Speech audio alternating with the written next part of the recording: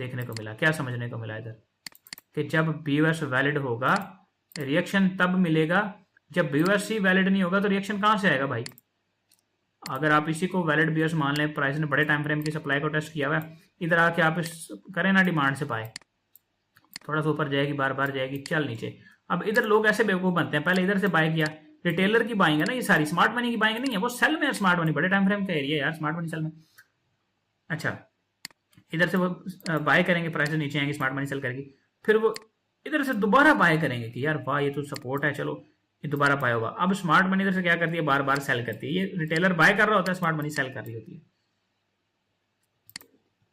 तभी इधर वॉल्यूम्स बढ़ते हैं। वॉल्यूम्स के बारे में मैं टोटली वॉल्यूम्स को भी हाइड ही कर देता हूँ ताकि आप लोगों को कंफ्यूजन ना हो, बाद में आपको पढ़ाऊँ उसके बारे में, तो वो टोटली एक अलग चीज़ है। अच्छा, अभी हम जो है वो मेरे ख्याल से आप समझ चुके होंगे कि किस तरह से आपने छोटे टाइम फ्रेम के इंटरनल स्ट्रक्चर से बचना है और बड़े टाइम फ्रेम के एरिया 1 आवर का इस तरह से एरिया निकालना है, उसको रिफाइन करके 30 मिनट 15 मिनट तक ले जाना है और उसके अंदर फिर आपने ट्रेड फाइंड करनी है। अब ट्रेड यहाँ से आते सारी लगा देनी थी या कुछ देख के लगानी थी, ये अभी हमने नहीं पढ़ा, ना इसके बारे में आपने सोचना है।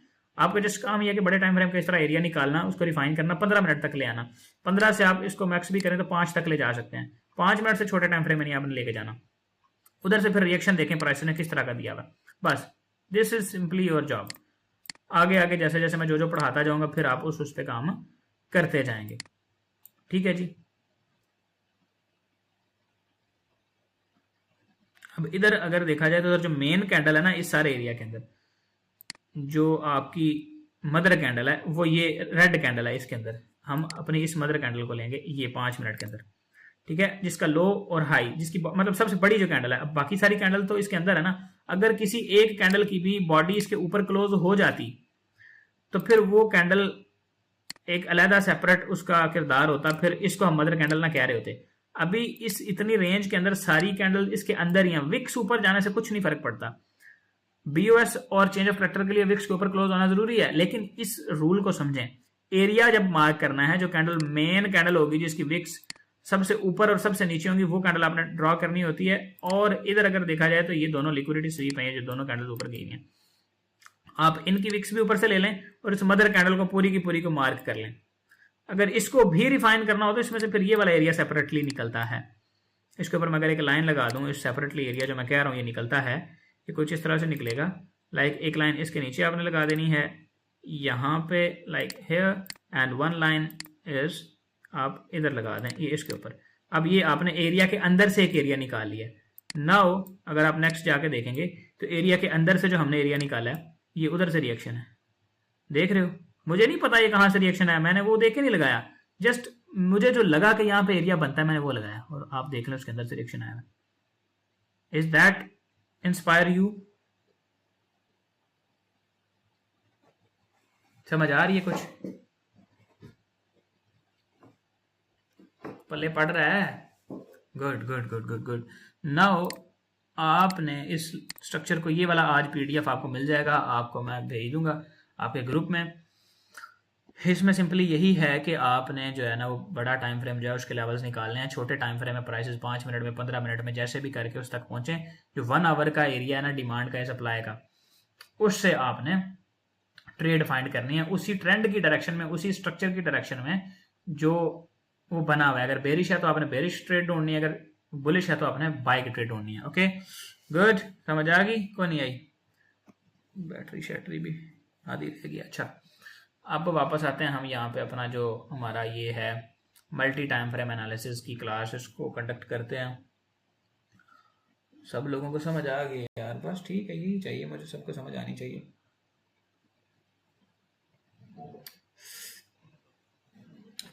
ये हमारा स्टार्ट होता है next lecture, importance of multi time frame analysis. इसमें हम रिवर्सल्स भी देखेंगे और मल्टी टाइम फ्रेम एनालिसिस कैसे करते हैं वो भी देखेंगे। सबसे पहले आपको यहाँ पे लिखा हुआ नजर आता है हायर टाइम फ्रेम, जो वो लेवल निकालने के लिए यूज होते हैं, यानी सप्लाई डिमांड के लेवल, ऑर्डर ब्लॉक्स वगैरह निकालने के लिए। ऑर्डर ब्लॉक्स अभी मैंने आपको पढ़ाया नहीं, आई नो आपको पढ़ाऊंगा, लेकिन कौन से टाइम फ्रेम?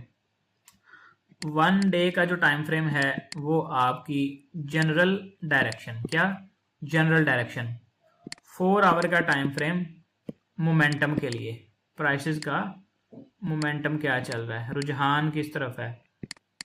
ठीक हो गया जी।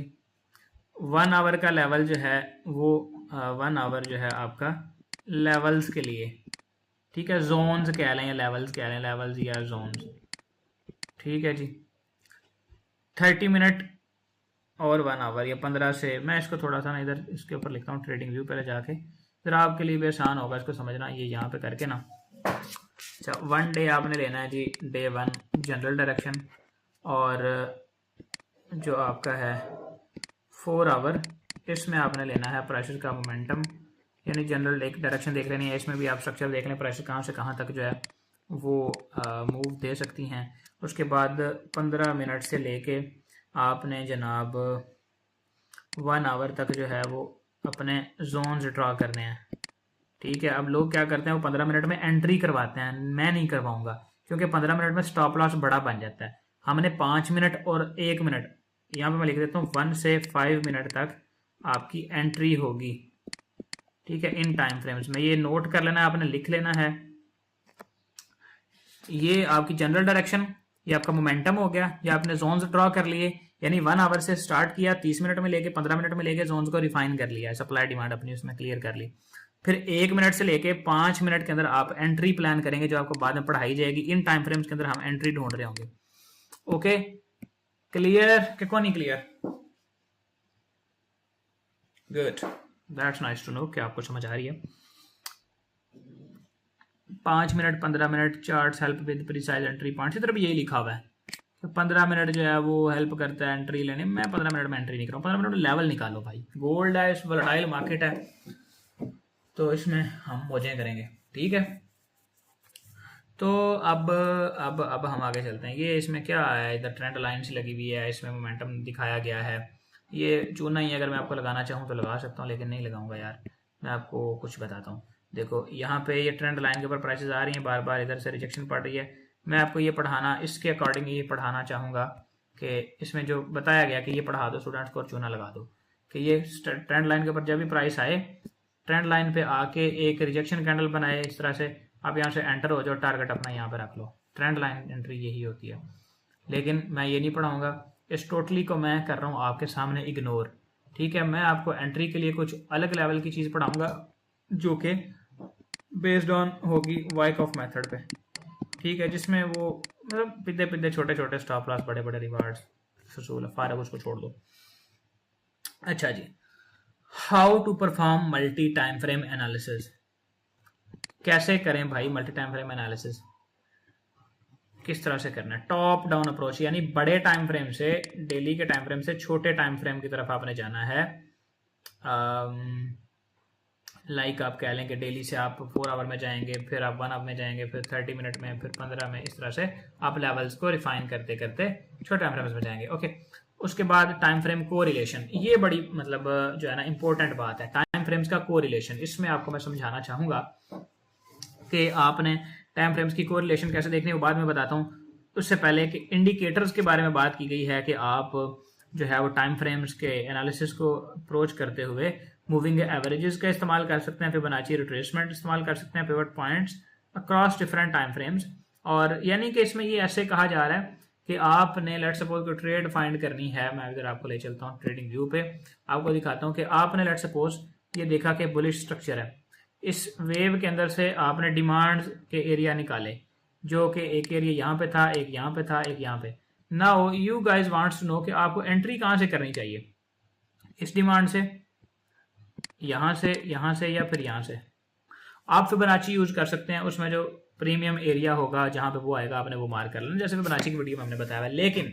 लेकिन हमने उसको भी यूज नहीं करना, ना तो हम मूविंग एवरेज का इस्तेमाल करेंगे, ना हम फिबोनाची का इस्तेमाल करेंगे, ना हम किसी पिवट पॉइंट का इस्तेमाल करेंगे। ठीक है, इनमें से कुछ भी यूज नहीं करेंगे, मूविंग एवरेज भी नहीं यूज करेंगे। EMA इसको कहते हैं, एक्सपोनेंशियल मूविंग एवरेज नहीं यूज करेंगे। We will just see volumes at, अगर हमने 3 लेवल्स निकाले हैं, इन पे हम वॉल्यूम देखेंगे। स्मार्ट मनी की एंट्री देखेंगे, कहां से स्मार्ट मनी एंटर हुई है। ठीक है, किसी चीज को नहीं देखना, इतनी आसान मार्केट करके हलवे जैसी बना के आपके सामने रखी जाएगी, प्लेट में डाल के एंट्री मिलेगी, आप उस पर एग्जीक्यूट ना करो तो आपकी गलती है। लेकिन 100% आपको बोल के बताएगी कि भाई मैं बाय जाने लगी हूँ, बाय कर लो, मैं सेल जाने लगी मुझे सेल कर लो। ठीक है, इतना ईजी है, आपके सामने ही यार, क्या ढकी छुपी बात है। अच्छा, अभी multi time frame analysis perform कैसे करना होता है वो मैं आपको बताता हूँ। लेवल्स किस तरह से आपने रिफाइन करना है, रिवर्सल पैटर्न्स। अच्छा, ये भी रिवर्सल पैटर्न्स आगे आएंगे, मुझे लगा मैंने ये क्लास आपको पढ़ा दी इसलिए मैं पहले कह रहा था। हाँ हाँ हाँ हाँ, indicators for MT multi time frame analysis, okay. अब टाइम फ्रेम का कोरिलेशन ये समझ लें ज़रा कि आपने टॉप डाउन अप्रोच कैसे करनी है। ओके, सो जाते हैं ट्रेडिंग व्यू के ऊपर। इधर आपका काम जस्ट छोटा सा सिंपल सा वेरी सिंपल काम है आपका, और वो ये है